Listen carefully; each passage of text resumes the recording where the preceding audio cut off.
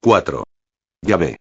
Antes de seguir adelante con este recuento somero de la protohistoria de Israel, reflexionemos un poco sobre la enigmática personalidad de este extraño personaje que la Biblia llama a Yahvé, y a quien nos presentan no solo como al líder sobrenatural de los judíos, sino al Dios único del universo.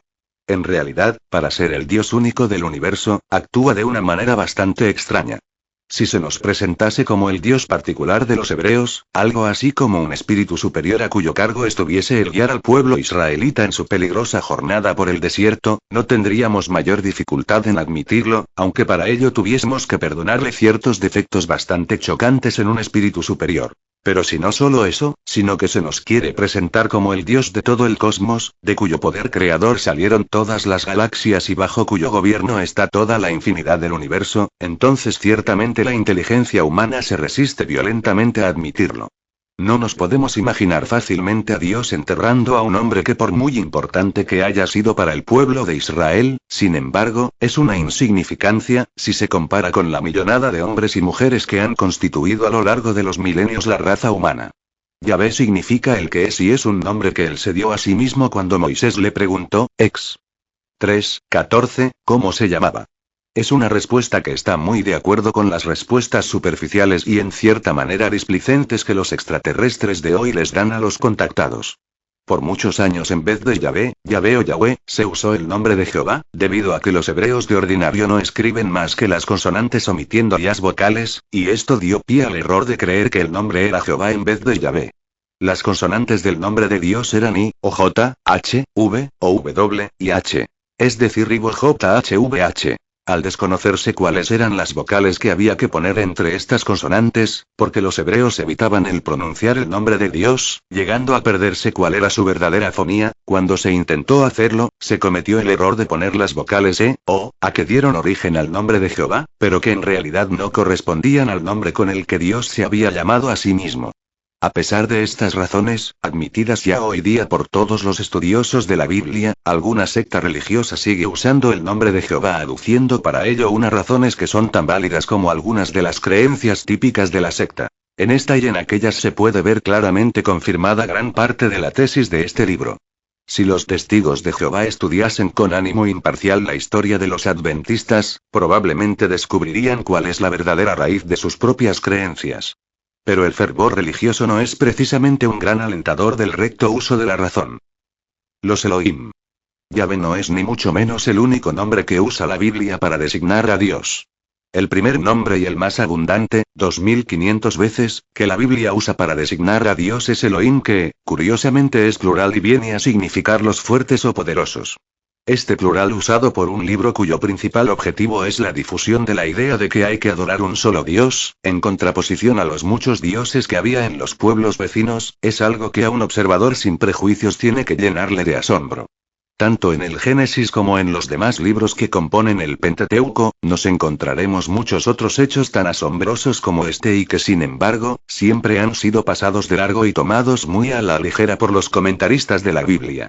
Hay que reconocer que son versículos muy incómodos en cuanto a su interpretación, y que en realidad no encajan con las enseñanzas que el cristianismo ha sostenido durante muchos siglos.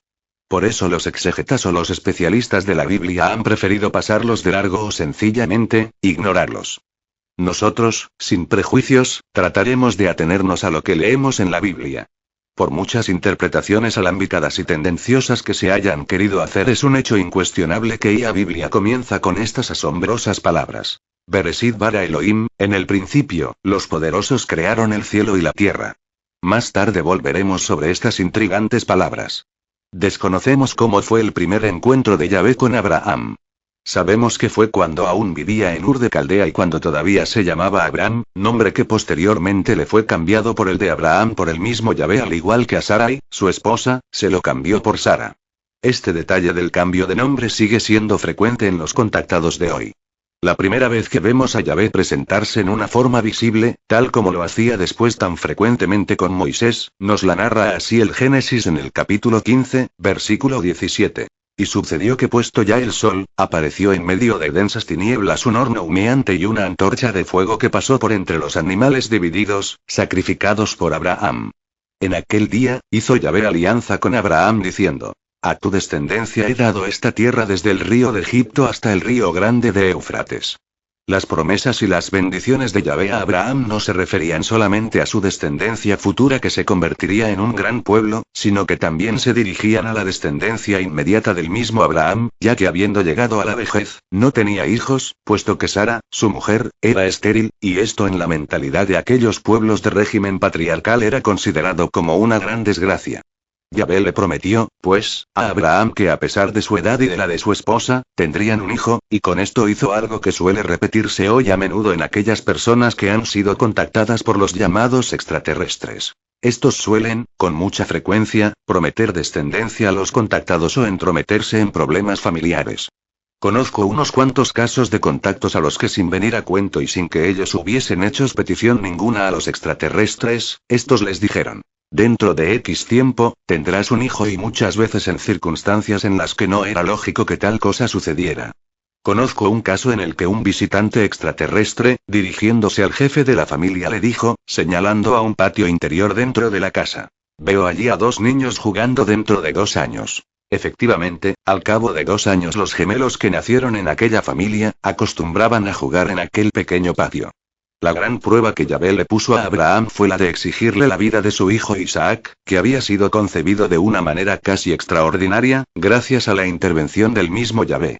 Indudablemente esta petición de Yahvé tuvo que constituir para Abraham un terrible suplicio, no solo por tratarse de la vida de su hijo, sino porque seguramente tuvieron que venir a su mente grandes dudas acerca de la bondad y aun de la cordura de aquel Dios que le mandaba cosas tan absurdas y tan contradictorias. Pero esto es solo el comienzo de la manera de actuar de este Yahvé al que veremos haciendo las cosas más extrañas a lo largo de todo el Pentateuco y de toda la Biblia. Abraham superó la terrible prueba y esto mereció que Yahvé le asegurase con un solemne pacto, que él bendeciría de una manera especial a toda su descendencia. Vengativo. Siguiendo adelante con las cualidades de Yahvé, lo encontramos demasiado temperamental y vengativo como para poder reconocer en él al Dios del cosmos. Moisés, como humano que es, tiene algunas flaquezas de vez en cuando y como inteligente que es, se permite a veces extraña de actuar de su protector. Pero este, en vez de perdonar, como sería lógico en un Dios todopoderoso, se la guarda durante 40 años y al fin de ellos, se da el gusto de enseñarle desde un monte la tierra prometida, pero en castigo a sus dudas, no le deja entrar en ella. No podemos evitarlo, pero esto nos huele a rencor y venganza, cosas que desdicen mucho de todo un creador. En cierta ocasión, harto el pueblo de comer siempre la misma comida, el maná, le pidió a Moisés que les diese carne. Moisés le comunicó los deseos del pueblo a Yahvé. Entonces encendióse la ira de Yahvé en gran manera por la petición de Moisés y con furia le dijo: pues comeréis carne ya que habéis llorado a los oídos de Yahvé, diciendo que os diera carne para comer. Ahora Yahvé os dará carne para comer. La comeréis no solo un día, ni 2, ni 5, ni 20, sino la habréis de comer durante todo un mes hasta que os salga por las narices y os cause repugnancia. Si esto es Dios, indudablemente es un Dios muy cascarrabias. Yahvé cumplió su promesa. Comenzó a soplar un viento extraño que venía del mar y el cielo empezó a oscurecerse por la cantidad de codornices que se venían encima del campamento de los israelitas. Volaban a una altura muy baja según nos dice la Biblia y caían desparramadas por todo el campo. El pueblo estuvo recogiéndolas con toda facilidad durante todo el día y toda la noche y al día siguiente. Nos dice la Biblia que el que menos recogió, obtuvo una buena cantidad, y las pusieron a secar, después de matarlas, en los alrededores del campamento. Por supuesto, que se dieron un gran festín de carne, tal como había sido su petición a Moisés. Pero oigamos el final del episodio tal como nos lo cuenta Moisés en el libro de los Números, 11:33.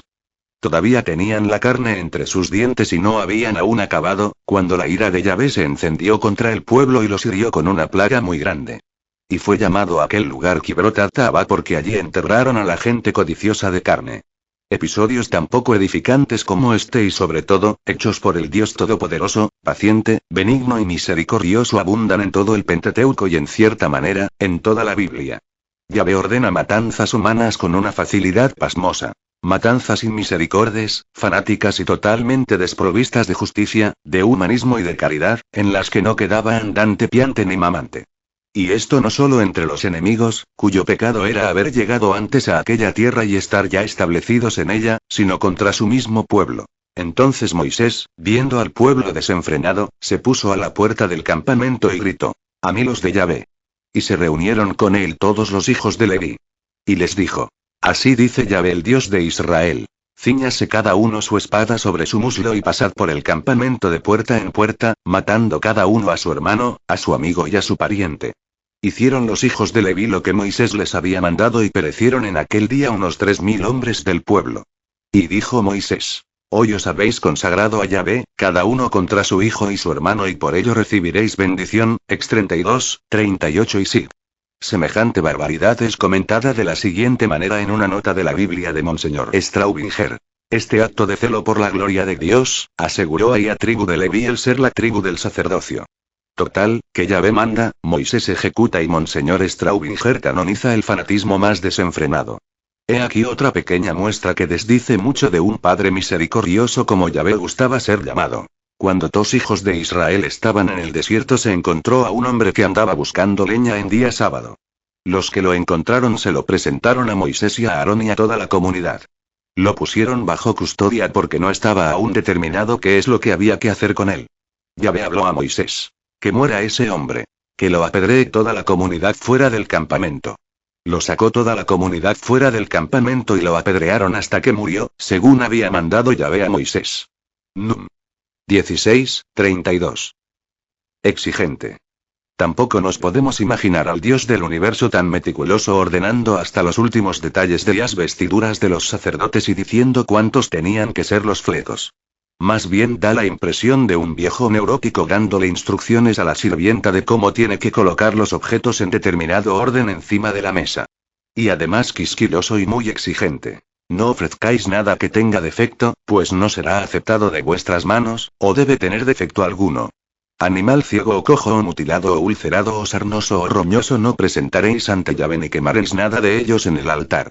Buey u oveja que tenga algún miembro demasiado largo o demasiado corto los podréis presentar como ofrenda voluntaria, pero no serán aceptados como cumplimiento de votos. Animal que tenga los testículos aplastados, majados, arrancados o cortados, no lo habéis de presentar a Yahvé. Nada recibiréis de la mano de un extranjero como para ofrecérselo a Dios, porque sus ofrendas son imperfectas y como hay defecto en ellas, no serán aceptadas de vuestras manos. Lev. 22, 20 y Sig. Y además de exigente, patriotero. Aparte de estas cualidades negativas, vemos a un Yahvé errático en su manera de proceder, o por lo menos, poco previsor. El lector puede ver en la página siguiente un mapa esquemático del camino que los israelitas siguieron desde Egipto hasta llegar a la tierra prometida. Ciertamente, aquel viaje distó mucho de ser un modelo de planificación. Lo lógico es que los israelitas hubiesen seguido más o menos la línea punteada que va por la orilla del mar, cruzando tierras mucho menos inhóspitas que la estéril y durísima península del Sinaí. Y por otro lado, siguiendo esta trayectoria punteada, se hubieran ahorrado muchos cientos de kilómetros. Sin embargo, da la impresión de que Yahvé se deleitó en hacerles pasar toda una serie de tribulaciones durante 40 años cruzando y recruzando las estériles y ardientes llanuras de la península sinaítica. No tenía nada de extraño que de vez en cuando, todo el pueblo se sublevase y dudase de la sabiduría de Moisés, a pesar de que lo veían recibir órdenes de aquella misteriosísima nube que constantemente los dirigía a través del desierto. Al que me diga que estoy siendo irreverente con Yahvé, escribiendo cosas para hacerlo aparecer despiadado, le diré que no hago sino citar lo que leo en la Biblia y tratar de interpretarlo con mi cabeza usando la lógica que los hombres usamos para juzgar las cosas de este mundo.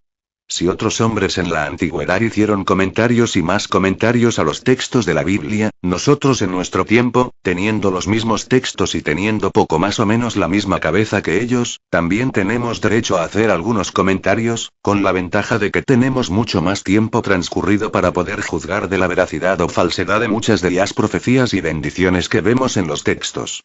Además, mi reacción a la manera de actuar de Yahvé no es tan descabellada cuando veo que el mismo Moisés en ocasiones reaccionaba de una manera semejante. El pueblo profería quejas amargas a los oídos de Yahvé, en el desierto, y Yahvé lo oyó.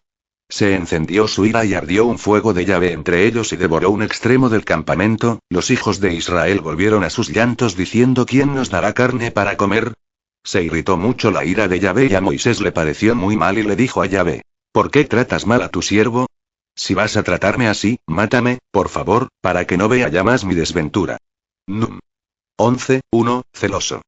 De las cosas que más enfurecían a Yahvé era que los israelitas prestasen oídos a otros dioses.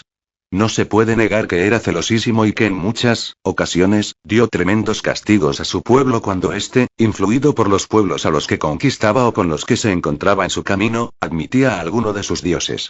No te postrarás ante ningún otro dios, pues Yahvé se llama celoso y es un dios celoso, les decía a los hebreos.